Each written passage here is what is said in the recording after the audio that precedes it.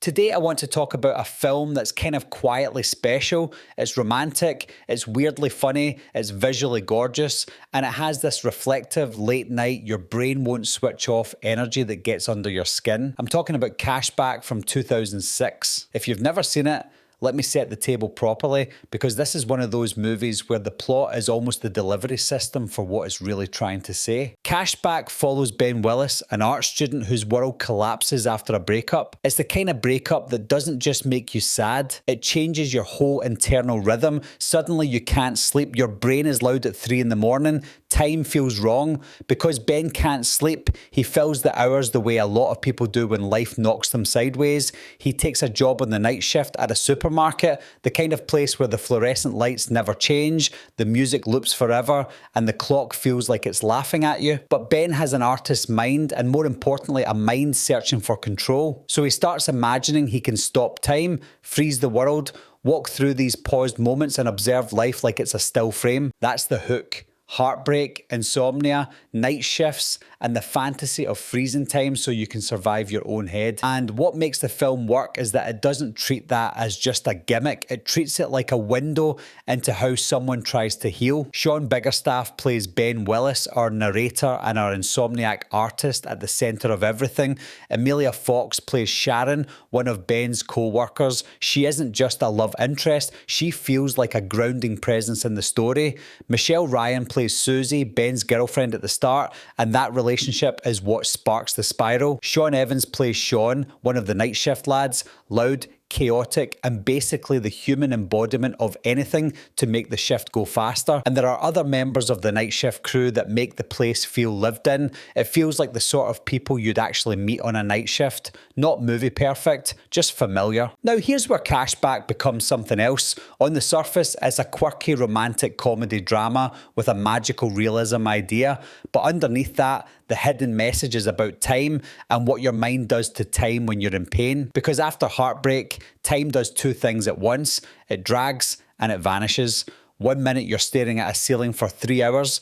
The next minute it's been 3 months and you don't even know where they went. Cashback captures that emotional paradox better than most films I can think of. Ben's insomnia isn't just insomnia, it's a metaphor for the mind refusing to let go. He's stuck in replay, stuck in memory, stuck in what if, and the supermarket setting isn't random. It's the perfect place to explore that idea because retail is basically a temple of repetitive time. The aisles don't change, the tasks repeat, the uniforms flatten everyone into staff, the clocks are loud, there's boredom so thick you could slice it, and that boredom becomes the canvas for Ben's imagination. So when Ben stops time, it's not really about superpowers, it's about what people do mentally to cope. You daydream, you detach, you create worlds in your head, you freeze moments you can't bear to lose, or moments you're afraid will pass without meaning. The film is basically asking, what if your mind could slow the world down long enough for you to understand it? And more importantly,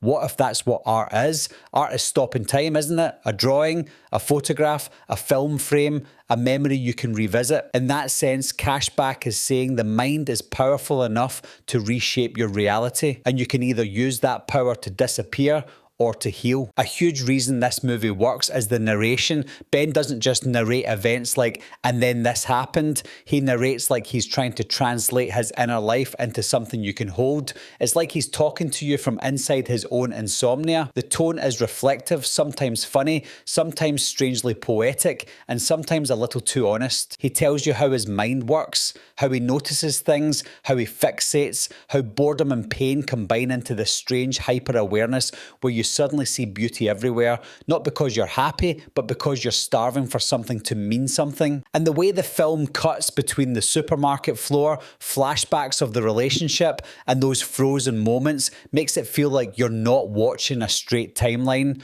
you're watching a thought process. That's what depression and heartbreak can do. They turn your life into a non-linear edit. You don't live in now, you live in then, what could have been, what I should have said, Why did I do that? What if I never feel normal again? And Ben's voiceover pulls you right into that. He's guiding you through his coping mechanisms in real time. The humor is part of it. The philosophy is part of it. The obsession is part of it. And the film wants you to feel that slightly floaty distance, like you're watching someone survive themselves. Cashback is also a film that probably wouldn't be made today in the same way. It includes sexualized imagery and nudity, and it frames some of that through Ben's artistic gaze, sometimes literally through him imagining the world frozen so he can observe and draw. And the truth is, that's going to land differently for everyone. For some people, it'll feel like it's exploring beauty and perception, a young artist trying to understand what he's seeing and why he's seeing it. For others, it'll feel uncomfortable, like it's flirting with objectification, like it's blurring a line between art and excuse. And I think the reason it sparks that debate is because it's intentionally about the gaze. It's about how Ben looks at the world and how that looking becomes his survival tool. But what matters, at least for me, is that the film doesn't just stop at look at this. It tries to move towards something deeper, learning to see people as people, not as fantasies, because as Ben changes, the tone changes. At the beginning, his imagination is a place he escapes to. It can be immature in moments, self-protective. It's his brain trying to numb the ache and regain control. But as the story progresses and as he starts connecting with Sharon, the film shifts towards something warmer and more human. It starts to say something like this: real intimacy isn't freezing time, it's being present while time moves. So yes, I genuinely think this film wouldn't be made today in the same form. It would be rewritten, reframed, debated and recontextualized. But I also think if people gave it a chance, not a knee-jerk reaction, they'd be surprised by what it's actually trying to communicate underneath the surface. I loved this movie, I really did, because beyond the debate, beyond the quirks, beyond the tonal tightrope it walks, it's a gorgeous movie about the true wonders of the mind. It's about imagination as a life raft. It's about how heartbreak can destroy your sleep, your identity, your sense of time, and how the brain tries to rebuild meaning out of the rubble. And visually, it's one of those films where you can tell the director is thinking in images. The frozen moments feel like paintings. The supermarket of all places becomes a strange little dream space. The lighting, the framing, the stillness, it all makes the ordinary feel surreal. It explores all of that amazingly. It's not just a romance, it's a romance seen through someone whose brain is trying to survive the night. And here's where this gets personal for me. This movie spoke to me when it first came out because I worked in Sainsbury's at the time. So when Ben walks into that world, the night shift, the locker rooms, the uniforms, the shop floor, it didn't feel like a movie set to me. It felt like work, real work. There's something powerful about seeing your own life reflected back at you, especially when you're in a job like that where the days blur together, the staff rooms, the routine, the odd friendships you form because you're stuck in the same place at the same hours, the way the building feels different at night, like it belongs to the workers and not the customers. And here's the funny part, my name's Barry, just like one of the characters. So it was like the movie was tapping me on the shoulder.